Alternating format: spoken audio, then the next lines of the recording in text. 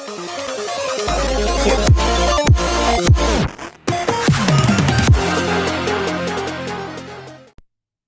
back to Lord of the Rings Rise to War. Today, this is Zane's mobile. We're going to be going over a kind of a theory build. He's not quite ready for an overall build of the video, but we will get into it, into Elrohir? Elrohir? I don't know how to pronounce his name. They have weird names, I swear to gosh. Elrohir? I think it's Elrohir, but whatever. Anyways, so this is more of a theory build video for crafting him because I've been working on him a lot this season because I wanted to I like to play my commanders and get to play with my commanders and play with them and play test them and play, mess around with them before I give an honest review or an overview and all you need to know video, because I just want to make sure that they are that I have all the information I need for him. And I find him to be quite interesting of a commander. And at first, on paper, when you write all what he can do down, he sounds broken.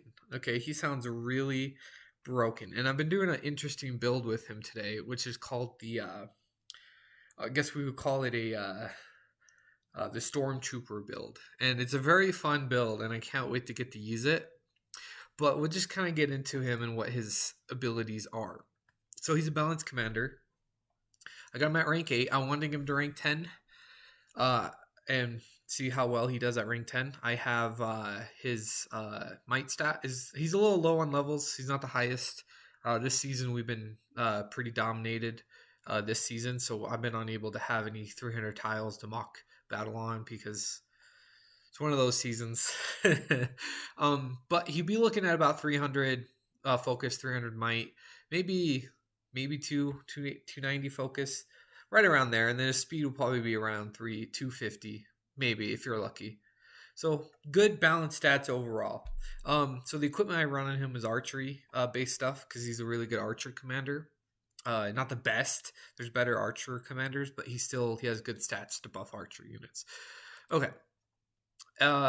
So this is the build I've been running with him. So I've been running loyal followers with the Rise Up Elite skill. So this has given his army, this skill combined with the Rise Up Elite skill has been giving his army a natural 60% damage bonus. He gets 15%, but he doesn't do a lot of damage besides his normal attack. But for his army, it's given them out the gate, just for 15 points, a 60% damage bonus with the elite skills 15-15. So it's very fun. Then I also am running shield training because I'm taking about 20 with all my equipment. Right now it's about 22% damage reduction, but when I have it full, it'll be at it'll probably be right around 30 when I have my equipment fully upgraded. So that would be nice. And then I have Half Elven. Now this is controversial. Half Elven's really gotten a strong buff this season. So with running roller followers, you're only going to run one man and one Elven unit in your group. So you're only gaining another 10% damage bonus, as well as a 10 points towards all your defensive points towards all your units. So either way, one of these skills are going to suffer. I just feel like with Rise Up, this skill and that skill for that 60% damage increase synergize as well. So right now we are at my army is sitting at a natural 70% damage bonus, just always throughout the entire match, unless there's a debuff. Okay. Another skill that I have is Boon. Now I wish Boon was a little bit stronger. I wish it was like 21 or 25% because it does vary on which one you get. Either or, if you're fighting good side, it doesn't matter because you're just taking 20% less physical damage compared to the 20% damage. But let's just say, in theory, if you are more naturally getting the 20% damage bonus, we could just add another 20% on at that battle. So 70, 80, 90. So we're at a 90%. The army's doing 90% more damage. Okay? 90% with 10 armor and an extra 10 armor with an extra 20% damage reduction for my archers. Okay. Now, this is where I'm getting my other points into right now. I'm working on it. War Chant. War Chant for the first, when it's maxed out, for the first 4 rounds, you gain a 30% damage bonus. and it negates it to about like 20 something, 22%, 0.5, I think. And it keeps working down over the rounds. So so naturally your army will have a 90% damage bonus with a 30% damage. Like I said, on paper this sounds really strong. Trust me, it sounds really strong. A 30% that degrades over 1/4 of your rounds. So we're at that. Okay, and plus he has 300 focus. He has a good focus that isn't great, but it's good. So he gains. You put 1 point first into level-headed to clear any anti-heal debuffs or any debuffs in general, and then you hit him with the relief nuke. This relief skill, I was playtesting it, and it was doing 15 to 20k healing.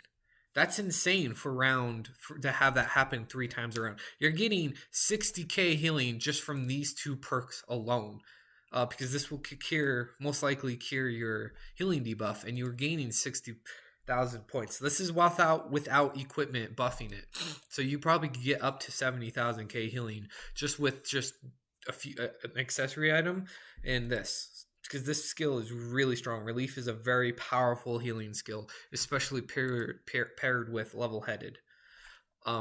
If you're not running into a lot of anti-heal, you could always just put extra points into whatever. And that's the thing that that's kind of where he's limited to, is that he needs a lot more points to select any other perks. Like, this perk would be great to have. Obviously, Controlled Madness, If you're fighting evil, it would be useful, but just run a Madness Immunity Helmet for the first 3 rounds, you're fine. So his biggest problem is stun. So you got to avoid people that do stun. You could run stun immunity, but it's just the way I'm running him, I don't run him like that. Now, let's go look at what I'm looking at. Okay, the way I have my guy built. So we're going to go right into my army. This is going to be a fun one. This is why I call it the Stormtrooper build, because it's a fun little Stormtrooper build. So you have the 2 units given a 30% damage bonus to them. And then these guys have, guess what? Post reflex response or reflex. Let's go to elite training. They're going to have, God, what is it called? I can't even see it. Post-strike response. They're going to have post-strike response. And they're going to have that maxed out. Right now, I have them on this right now, first 3 rounds, which is also a great skill anyways. But we're going to have them on post-strike response. And since they're slow, what's going to happen is that they're going to take all the hits before they do damage. And how post-strike response first is every time they get hit, they gain a 10% stack damage bonus, and that stacks up to 50% 5 times. Okay, you have the commander that does the normal attack, and you have your army that does 3 of the normal attacks. So you're guaranteed 4 attacks, 4 stacks if they're running that. And that's if the commander doesn't do an extra attack, or if the enemy army doesn't have dispersion or some other follow-up skill or something. So you'll be gaining at least, probably since they're slow, I bet most of the time you'd be gaining that 50% damage stack most of the time. And since the way I have them built is where they're going to be on the front line most of the time, and why I'm focused on reducing their damage is really great. Now if let's just say we're taking post-strike response for that 50% damage bonus, and since they're slow, one of the slowest units in the game, they're most likely going to, hit after they get hit. So if we take in that post-strike response as your normal army damage, that's going to be 140% natural damage. That's minus that 30, and that 30% also isn't on there, but that 30% is just a bonus.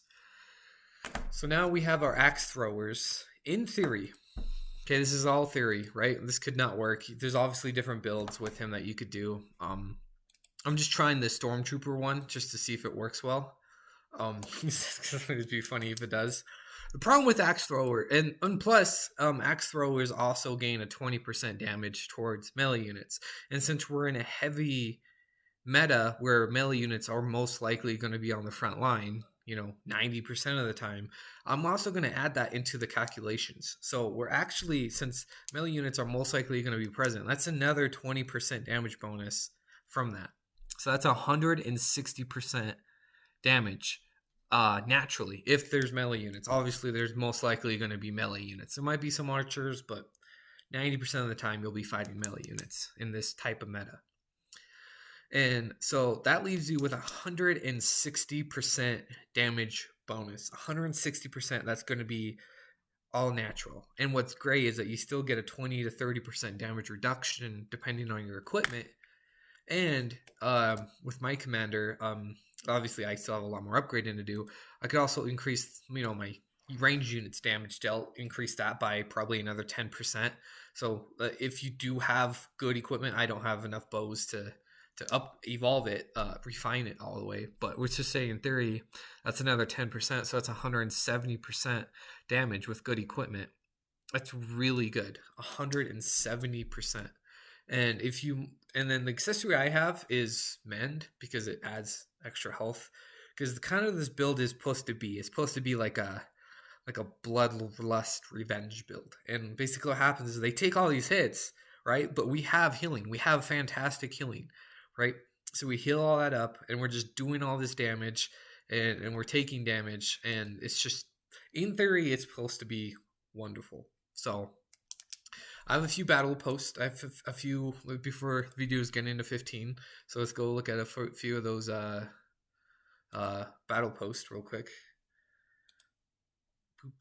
So against mobs, obviously I'm still working on them, but you can see how, and right now I don't have that 50% right now, but they're still doing 30k damage a hit. So they're still averaging each round, every time they hit, they're averaging 28 to 36,000 damage a hit. And that's without the 50% post-strike response. So hopefully, if I can get them to be hitting like 50k when he's fully upgraded and all that stuff, and the equipment's all good, then wonderful, because that's really strong. That's the theory.